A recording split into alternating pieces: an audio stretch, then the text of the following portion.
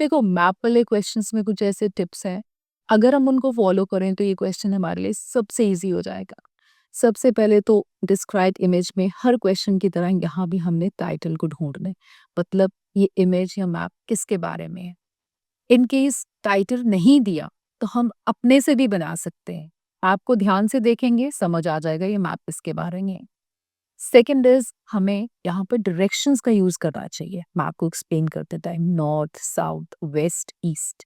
In case directions को लेकर हमें कंफ्यूजन है तो हम लेफ्ट राइट टॉप बॉटम और सेंटर भी यूज कर सकते हैं, ये वर्ड्स भी यूज कर सकते हैं। थर्डली, मैप में कीज हमें बहुत हेल्प करते हैं मैप्स को एक्सप्लेन करने में।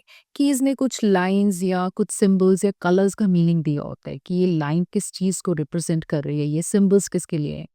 तो उन कीज को बहुत ध्यान से देखना चाहिए बिकॉज उनको ध्यान से देखने से आप ही को आसानी होगी मैप्स को एक्सप्लेन करने में।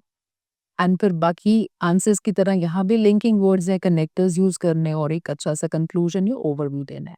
अब एक आंसर ट्राई कर। The given map gives information about the rainfall change in South America. Firstly, it can be seen that in the northern part of the map, Colombia and Venezuela are located. These are the two countries which receive the maximum amount of rainfall, that is more than 100 millimeters. By contrast, Argentina, which is located in the southern part, gets approximately 50 millimeters, which is comparatively much lesser than these two countries. Similarly, Chile, which is also located in the southern part, receives a slightly higher or accounts for slightly higher, that is 100 millimeter. Nevertheless, Peru and Brazil, which are located in the central part of South America, these two countries account for the minimum amount of rainfall, that is less than 50 millimeters.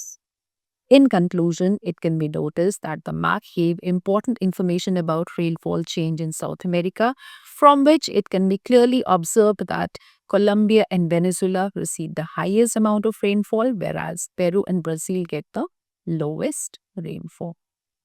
तो इस answer में हमने possible options भी try किए जो हमें help कर सकते हैं।